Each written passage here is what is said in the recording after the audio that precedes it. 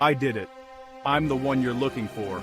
The words, spoken in a trembling voice, seemed to reverberate off the wooden panels and echo through every corner of the courtroom. The words hung in the stale air, heavy and final. Every eye in the courtroom turned to James Ellison, a man whose hands trembled as he spoke, his knuckles white from gripping the stand. The shock was palpable, a collective gasp rippling through the audience. He stood alone, a widower's grief pressed deep into his brow, confessing to a crime that could take him from his only child. James met the judge's gaze, steady, searching. His voice, though quiet, carried the weight of years of sorrow and secrets. His daughter, Emily, sat motionless behind him, her face white as paper, her eyes wide with disbelief and fear. The silence that followed was sharper than the gavel's crack, more chilling than the cold marble floors. It was as if the world had stopped spinning for a moment. Spectators whispered, doubting, questioning how a father could make such a confession without a tear. Some wondered if he was protecting someone, or if guilt had finally broken him.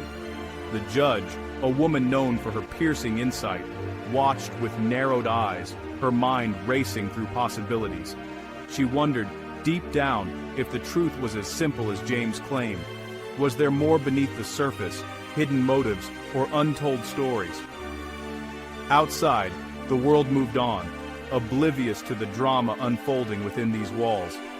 But inside this room, time seemed to freeze, suspended on the words of a father's desperate love. Every heartbeat, every breath was held captive by the gravity of his confession, as the fate of a family, and perhaps much more, hung in the balance. James's lawyer leaned in, whispering frantic questions, his voice barely above a whisper. "Are you sure, James? This isn't what we prepared." The lawyer's eyes darted anxiously between James and the judge, searching for any sign of hesitation, but James only nodded, resolute. He stared at Emily, his only child, the center of his world since cancer claimed his wife 2 years before. Every decision he made now revolved around her, every heartbeat echoing with the memory of the family they once were. He remembered late nights filled with her laughter, the warmth of her hugs, and the way she called him Dad when the world seemed cruel. Those memories flickered through his mind, bittersweet and vivid, reminding him of all he had left to protect. Emily's hands gripped the bench so tightly her knuckles turned white. She shook her head, mouthing silent pleas, her eyes wide with fear and disbelief. She couldn't understand why her father was doing this, why he was willing to risk everything for her. But James turned back to the judge, his voice stronger now, steadied by love and determination. "I accept responsibility," he declared. "Emily is innocent." His words rang out heavy with conviction and heartbreak. His sacrifice was clear, but the motive remained a mystery to everyone else in the room. The judge pressed further, his tone grave. "Mr. Ellison, do you understand what you're saying? Are you certain you wish to proceed?" James nodded, swallowing hard, his resolve unwavering. He would do anything to keep Emily safe, even if it meant wearing the blame for a crime he did not commit. The weight of his choice settled on his shoulders, but his love for Emily gave him strength. The courtroom, once so certain, now hummed with doubt and confusion. Love, it seemed, was both a shield and a prison, a force powerful enough to drive a father to the edge, and perhaps beyond. Suddenly, Emily stood, her voice cracked, raw and desperate. "No, he didn't do it." Her words ricocheted off the walls, shaking everyone. Tears streaked her face. "You can't let him do this, please." Her outburst stunned the lawyers and silenced the room once more. The judge raised a hand, signaling for calm. She studied Emily, her trembling lips, the fear in her eyes. Something wasn't right. "Miss Ellison," the judge said gently, "tell us what you know." Emily hesitated, glancing helplessly at her father, trapped between loyalty and the truth. James's confession began to unravel. The judge saw layers beneath the surface, a father's love, a daughter's guilt, secrets clinging to every word. The prosecution shifted uncomfortably. Why would an innocent girl, plead so hard against her own father's wishes. Suspicion grew, and with it, the need for real answers. The courtroom drama deepened. A detective took the stand, evidence in hand. "We've reviewed all phone records from that night," he said, "but something's missing."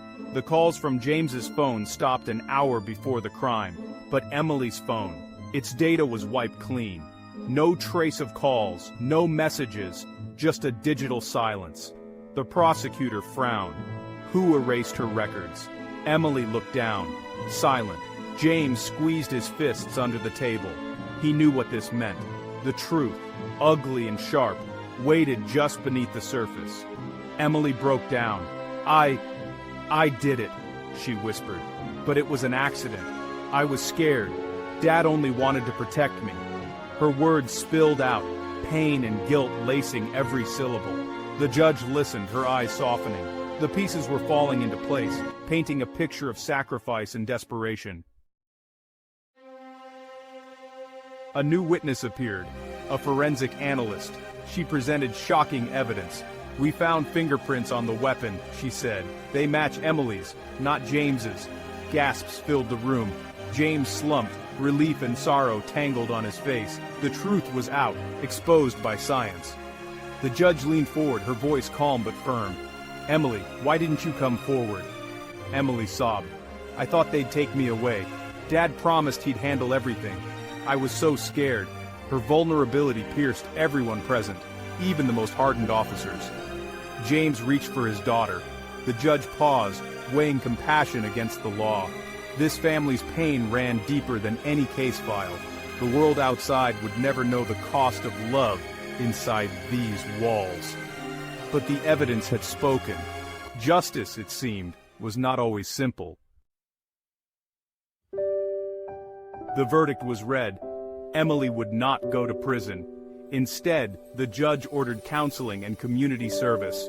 James was free, but his heart ached with the knowledge of what might have been. Outside, sunlight bathed the courthouse steps in gold. Father and daughter embraced. Their tears were quiet, but the relief was immense. Emily whispered, "I'm sorry, Dad. I never meant for you to suffer."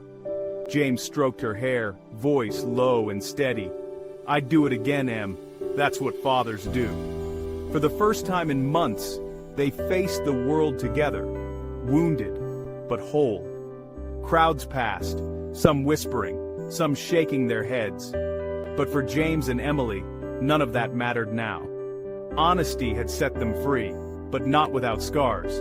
The hardest truths they learned are the ones spoken from the heart. Love is a force stronger than fear. It can move us to do things we never imagined, pushing us beyond our limits and giving us strength when we feel weakest. Sometimes it means giving everything, even your freedom, for someone you cherish. Sacrifice becomes a language of its own, spoken in moments of heartbreak and hope. James and Emily learned that honesty is hard, but it can heal wounds that lies only deepen. The truth, though painful, became their path to understanding and forgiveness. Their story, born of sacrifice, would echo long after the courthouse emptied. The lessons they learned would ripple through their lives, shaping who they would become. As they walked away, James remembered words his wife once said. "The truth may hurt, but love is what saves us in the end." Today, he believed her, feeling the weight and relief of honesty. Pain and forgiveness, loss and hope, all these lived in the space between father and daughter. In their silence, there was understanding, and in their tears, the promise of healing. We all face moments when love and truth collide. These moments test us, revealing who we are and what we value most. In those moments, the bravest thing we can do is to speak honestly and to hold on to those we love. It is in vulnerability that we find real connection, because in the end, nothing matters more than the courage to tell the truth and the love that makes us do it. That is the universal message we all carry, no matter where our stories begin or end. What's something people don't know about stories? They never truly end. There's always a new adventure waiting for you. Just pick your next tale and I'll meet you there. Subscribe to the Story Circle and let me know which story I should tell next in the comments.